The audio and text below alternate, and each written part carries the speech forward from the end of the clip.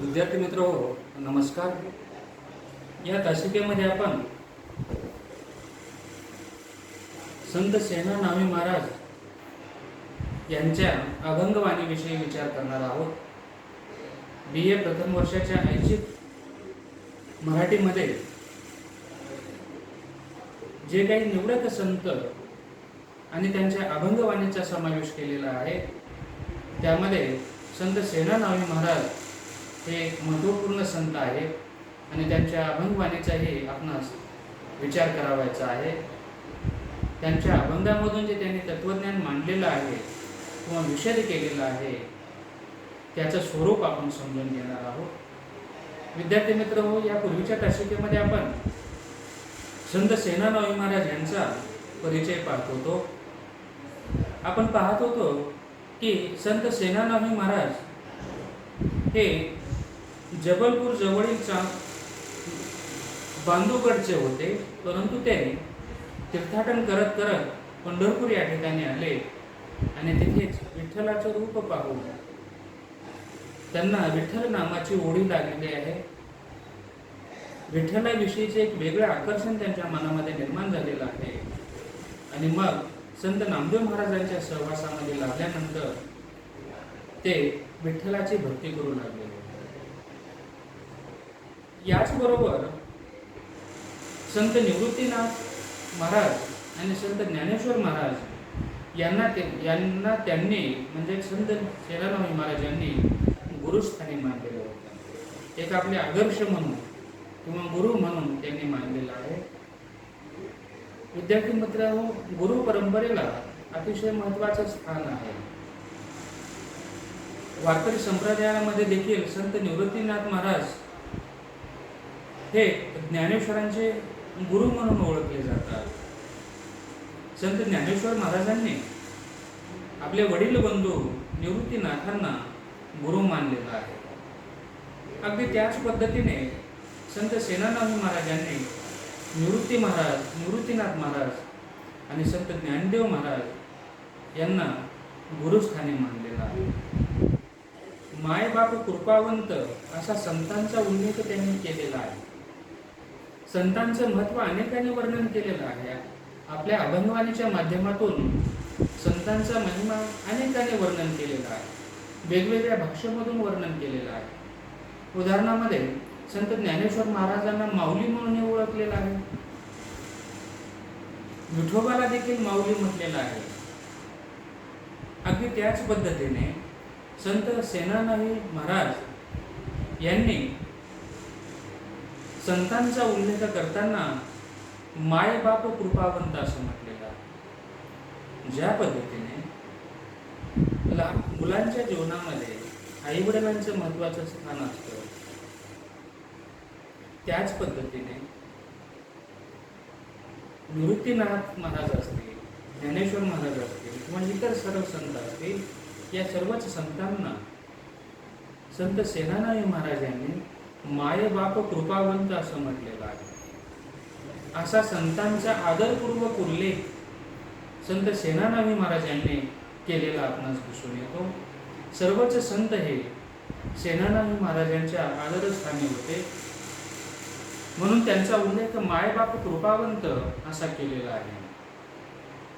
त्याचबरोबर त्यांच्या अभंगाच्या माध्यमातून संत सेनानावी महाराजांनी विठ्ठलांच्या नामाचा महिमा देखील वर्णन केलेला आहे.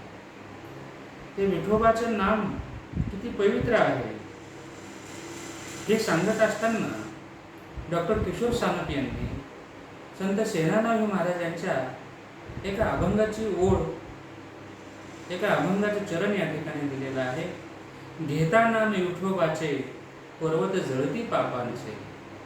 म्हणजे विठ्ठलांचं नाव किती पवित्र आहे हे त्यांनी या ठिकाणी सांगितलेलं आहे, वर्णन केलेलं आहे. म्हणून विठोबाचं नाव जर आपण घेतलं मुखामधून, तर आपल्या ठिकाणी असणारे जे पाप आहे ते पाप जळून जातात किंवा नष्ट होतात. संत ज्ञानेश्वर महाराजांनी देखील आपल्या हरिपाठाच्या अभंगामध्ये हा नाममहिमा वर्णन केलेला आहे. ते म्हणतात, हरिमुखे म्हणा हरिमुखे म्हणा, पुण्याची गणना कोण करेल. आपल्याकडे पाप आणि पुण्य हे संकल्पना मांडलेल्या आहेत. या अर्थाने की चांगले कर्म आणि वाईट कर्म असं म्हटलं जातं की आपण जर चांगले काम केलं, चांगले कर्म केलं, परोपकारी वृत्तीने राहिलं तर त्याला पुण्यकर्म म्हटलं जातं.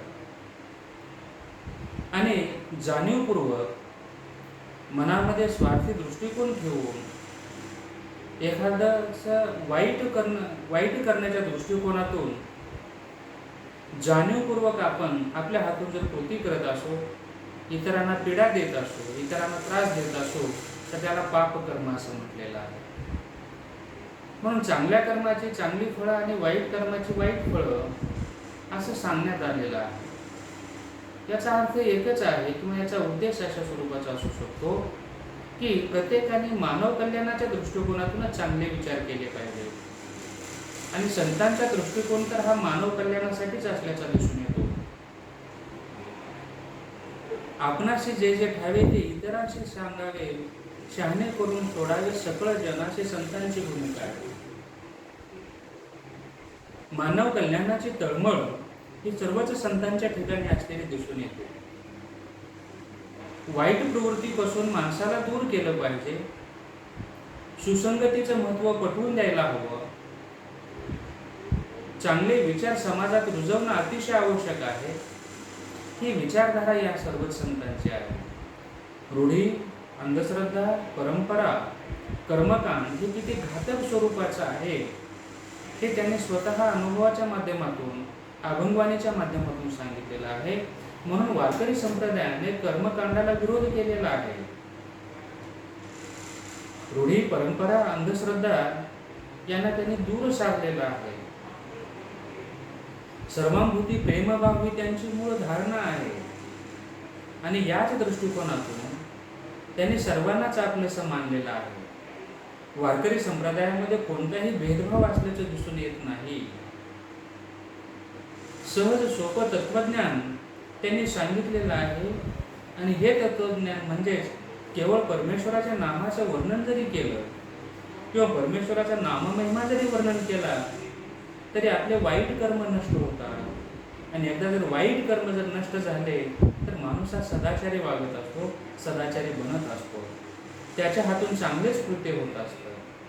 म्हणून सुसंगती घडवायची असेल, चांगले विचार समाजामध्ये रुजवायचे असतील तर त्याला संतांची शिकवण स्वीकारणे अतिशय गरजेचं आहे. म्हणून संत साहित्याची आवश्यकता आज देखील असल्याचे दिसून येते. कारण संत साहित्याने वाईट काही सांगितलेलं नाही, चुकीचा संदेश त्यांनी दिलेला नाही. संबंध विश्वाचे कल्याण व्हावं ही संतांची भूमिका आहे. मानव जातींचं कल्याण व्हावं ही संतांची भूमिका आहे.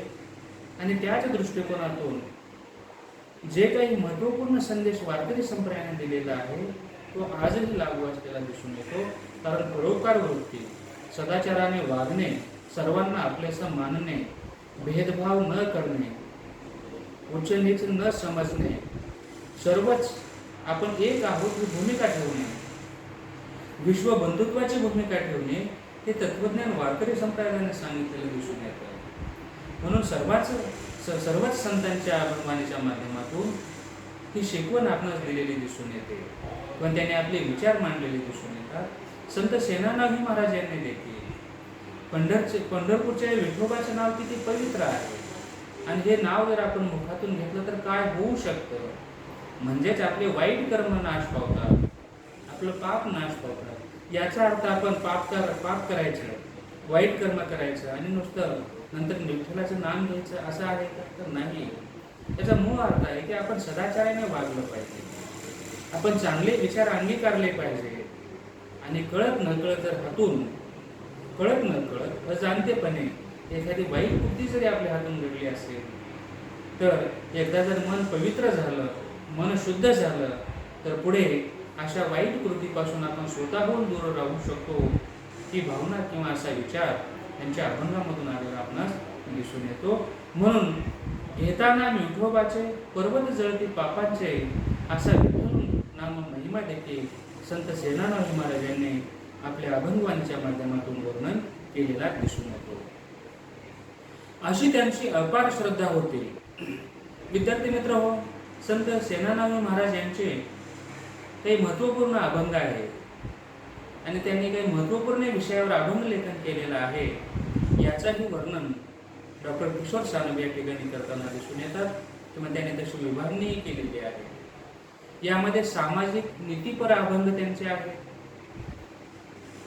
त्याबरोबर त्रिंबक महात्म्य, आळंदी महात्म्य, सासवड महात्म्य, वासुदेव, गवळणी इत्यादी विविध विषयावर त्यांनी विपुल अशा प्रमाणामध्ये अभंग रचना केलेली आहे, अभंगांचं लेखन केलेलं आहे. सकल संत गाथेनुसार संत सेनानावी यांनी एकूण 165 अभंगाची निर्मिती केली असल्याची नोंद डॉक्टर किशोर सानप यांनी येथे केलेली आहे. मग संत सेनानावी महाराजांनी जे सामाजिक नीतीपर अभंग लिहिलेले आहेत, त्रिंबक महात्म्य लिहिलेलं असेल किंवा आळंदी महात्म्य असेल, सासवड महात्म्य असेल किंवा वासुदेव असतील, गवळणी असतील इत्यादी विविध विषयावर अभंग लेखन करून जे काही त्यांचे एकूण अभंग आहेत किंवा अभंग रचना आहे त्यामध्ये सकल संत गाथा म्हणजे सर्वच संतांच्या अभंगाचे एकत्रीकरण ज्या ग्रंथामध्ये केलेलं आहे त्याला सकल संत गाथा असं म्हटलं जातं. या सकल संत गाथेनुसार संत सेनानामी महाराज यांचे एकूण 165 अभंग आहेत अशी नोंद या पुस्तकामध्ये इथे करण्यात आलेली आहे. पुढे संत सेनानामी महाराजांच्या अभंगाचे विशेष सांगत असताना डॉक्टर किशोर सानप म्हणतात, संत सेनानावी यांचे अभंग परखड व भावपूर्ण आहे. स्पष्ट शब्दामध्ये त्यांनी जाणीव करून दिलेली आहे. चांगला असेल तर चांगलंच म्हटलेलं आहे, वाईट असेल किंवा चुकीचं असेल तर त्याला चुकीचंच म्हटलेलं आहे. अशा स्वरूपाचे परखडे विचार त्यांचे आहेत. त्याचबरोबर त्यांच्या अभंगामधून भावपूर्णताही दिसून येते. त्यांच्या अंतःकरणामध्ये असलेली भक्तिभावही त्यांच्या अभंगवाणीच्या माध्यमातून दिसून येतो. उदाहरणामध्ये इथे भक्तीचे 2 अभंग आलेले आहेत ज्याचा विचार आपण केलेला आहे की विठ्ठलाचे सावळं दर्शन पाहून जाता पंढरीची सुख वाटे जेव्हा आनंदे केशवा भेटताचे या स्वरूपाची अभंग रचना असो किंवा घेता नाम विठोबाचे पर्वत जळती पापांचे यासारखी अभंग रचना असो, या अभंगाच्या माध्यमातून त्यांच्या अंतःकरणातील भाव व्यक्त झालेला दिसून येतो. त्याचबरोबर अतिशय महत्त्वपूर्ण असे अनेक अभंग त्यांचे आहेत. त्या अभंगाचे उल्लेख डॉक्टर किशोर सानप येथे करत आहेत. उदाहरणार्थ ते म्हणतात, संत सेनानामी महाराजांचे अभंग परखड व भावपूर्ण आहेत. काही अभंगाची नोंद या ठिकाणी केलेली आहे. विठेवरी उभा जसा लावण्याचा गाभा, पायी ठेवून या माथा अवघी वारली चिंता, समाधान चित्ता डोळा श्रीमुख पाहता, बहुजन्मी केला लाग सेना देखे पांडुरंग. सेनानामी महाराजांच्या अभंगात उत्कटता, भावाशय, गोडवा, लालित्य काठोकाठ भरलेले आहे. पहा, त्यांनी पंढरपूरच्या विठोबाला जेव्हा विठेवरी उभा पाहिलेला आहे, कारण पंढरपूरच्या विठोबाचं रूपच तशा स्वरूपाचं आहे. संत तुकाराम महाराज यांनी देखील या रूपाचं वर्णन केलेलं आहे. सुंदर ते ध्यान उभे विठेवरी, कर कटावरी ठेवून या, तुळशी हार गळा कासे पितंबर, आवडे निरंतर हेचे ध्यान, मकर कुंडले तळपते श्रवणे, कंठी कौस्तुभ मनी विराजित, तुका मने माझे हेचे सर्व सुख, पाहिन श्रीमुख आवडीने. म्हणजे संत तुकाराम महाराज यांना देखील हा पंढरपूरचा विठोबा जो आहे तो विठेवर उभा आहे. तो कसा उभा आहे हे त्यांनी त्या रूपाच्या अभंगामधून वर्णन केलेलं आहे. मग हा पंढरपूरचा जो विठोबा आहे, संत तुकाराम महाराज म्हणतात की हा पंढरपूरचा विठोबा हा विठेवर उभा आहे आणि या विठोबाकडे पाहून, ते सुंदर रूप पाहून माझ्या मनाला आनंद झालेला आहे. त्यांना हा विठोबा कसा दिसला याचं वर्णन या अभंगामधून त्यांनी केलेलं आहे. हा पंढरपूरचा विठोबा विठेवर उभा आहे. त्याने आपल्या कमरेवर, कटीवर आपले दोन्ही हात ठेवलेले आहेत. त्याची दृष्टी समोर आहे. त्याच्या गळ्यामध्ये तुळशीची माळ आहे, कानामध्ये मकर कुंडली आहे आणि असा हा विठोबा पाहून माझ्या मनाला आनंद झालेला आहे, असं विठ्ठलाकडे पाहून त्याने वर्णन केलेलं आहे. किंवा संत ज्ञानेश्वर महाराजांनी देखील अशा स्वरूपाचं केलेलं आहे. पंढरपूरच्या विठोबाच्या रूपाचं वर्णन केलेलं आहे. रूप पाहता लोचेने सुख झाले हो साजने, तो हा विठ्ठल बरवा, तो हा माधव बरवा. आपल्या डोळ्यांनी ह्या पंढरपूरच्या विठोबाचं रूप पाहिल्यानंतर त्यांना जशी आनंदी अवस्था प्राप्त झालेली आहे, अगदी त्याच पद्धतीने संत सेनानाही महाराज यांनी देखील या पंढरपूरच्या विठोबाचं वर्णन केलेलं आहे. संत तुकाराम महाराजांनी जसं केलेलं आहे, संत ज्ञानेश्वर महाराज यांनी जसं पंढरपूरच्या रूपाचं वर्णन केलेलं आहे आणि स्वतःला झालेल्या आनंदाची भावावस्था संत तुकाराम महाराजांनीही वर्णन केले आहे, संत ज्ञानेश्वर महाराजांनीही वर्णन केलेले आहे. याशिवाय महाराष्ट्रातील जे काही अनेक संत आहेत त्या सर्वच संतांना जेव्हा पंढरपूरच्या विठोबाचं प्रथमतः दर्शन झालेले आहे, अगदी तशीच अवस्था त्या सर्वच संतांची झालेली आहे. विद्यार्थी मित्र, संत सेनानाही महाराज यांना देखील जेव्हा संत सेनानाही महाराज या विठ्ठलाकडे पाहतात तेव्हा ते देखील या पंढरपूरच्या विठोबाच्या रूपाचं वर्णन करताना दिसून येतात आणि पंढरपूरचा विठोबा त्यांना कसा दिसला हे देखील त्यांनी अभंगामधून सांगितलेलं आहे. ते म्हणतात, विटेवरी उभा. हा पंढरपूरचा विठोबा कुठं आहे? विठेवर उभा आहे. जसं तुकाराम महाराज म्हणतात त्याच पद्धतीने, विठेवरी उभा जैसा लावण्याचा गाभा. एका वेगळ्या भाषेतून आपल्या स्वतःच्या शब्दरचनेतून स्वतःच्या आत्मानुभवातून संत सेनानाही महाराज हे विठ्ठलाच्या रूपाचं वर्णन करताना दिसतात की हा विठेवरी उभा आहे. कोण उभा आहे? हा पंढरपूरचा विठोबा पांडुरंग किंवा हा विठ्ठल या विठेवर उभा आहे आणि तो मला लावण्याचा गाभा वाटतो आहे. रूप सुंदर आहे, देखणं आहे, साजिद आहे आणि अतिशय सुंदर असा जो हा विठ्ठल आहे, पायी ते ठेवून या माथा. मग अशा विठ्ठलाच्या चरणावर मी माझा स्वतःचा माथा टेकवलेला आहे, म्हणजे मी या विठ्ठलाला नतमस्तक झालेलो आहे, त्याला शरण गेलो आहे, त्याच्या पायावर मी स्वतः नतमस्तक झालेलो आहे, त्याच्या पायावर मी माझे डोके टेकवलेले आहे असं म्हणतात. आणि जेव्हा मी या पंढरपूरच्या विठोबाच्या पायावर मी माझं डोकं ठेवलं तेव्हा माझी सर्व चिंता ही दूर झालेली आहे, नाहीसं झालेलं आहे. असं शुद्ध भाव आपल्या भावना संत सेनानाही महाराज या ठिकाणी व्यक्त करताना दिसून येतात. आणि विठ्ठलाकडे पाहिल्यानंतर त्याच्या चरणावर मी माझा माथा टेकवल्यानंतर माझी सर्व चिंता दूर झालेली आहे आणि चिंता दूर झाल्याबरोबर माझ्या अंतःकरणामध्ये एक समाधानाची भावना निर्माण झालेली आहे. माझ्या अंतःकरणामध्ये पूर्णतः समाधान, सुख, शांती माझ्या अनुभवास मिळालेली आहे. मला तशा स्वरूपाचा समाधानाचा अनुभव मला आलेला आहे. डोळा श्रीमुख पाहता, जेव्हा मी या संपूर्ण विठ्ठलाचं रूप पाहिलेलं आहे, श्रीमुख म्हणजे मुख किंवा चेहरा, विठ्ठलाचं परमेश्वराचं मुख मी जेव्हा पाहिलेलं आहे तेव्हा वेगळा आनंद, वेगळं समाधान मला लाभलेलं आहे. बहुजन्मी केला लाग सेना देखे पांडुरंग. म्हणून अनेक जन्मानंतर मी या विठ्ठलाचं रूप पाहिलेलं आहे आणि या विठ्ठलाचं रूप मी माझ्या चित्तामध्ये, माझ्या अंतर्मनामध्ये, माझ्या अंतःकरणामध्ये सामावून घेतलेला आहे. मला एक वेगळं सुख लाभलेलं आहे. अशा स्वरूपाचा भाव या पांडुरंगाकडे किंवा विठ्ठलाकडे पाहिल्यानंतर त्यांच्या आनंदामध्ये निर्माण झालेला आहे. या आनंदाचं वर्णन संत सेनानाही महाराज या अभंगामधून करताना दिसून येतात. म्हणून डॉक्टर किशोर सानप या संत सेनानाही महाराज यांच्या अभंगाचे विशेष सांगताना म्हणतात की संत सेनानाही महाराजांचा हा जो अभंग आहे, विठेवरी उभा जैसा लावण्याचा गाभा, पायी ठेवून या माथा अवघी वारली चिंता, समाधान चित्ता डोळा श्रीमुख पाहता, बहुजन्मी केला लाग सेना देखे पांडुरंग. अशा स्वरूपाचा हा जो अभंग आहे, या अभंगामधून संत सेनानाही महाराज यांच्या अंतःकरणातील उत्कटता दिसून येते, त्यांचा भाव दिसून येतो, याचबरोबर अभंगाचा गोडवा दिसून येतो, लालित्य हे दिसून येतो.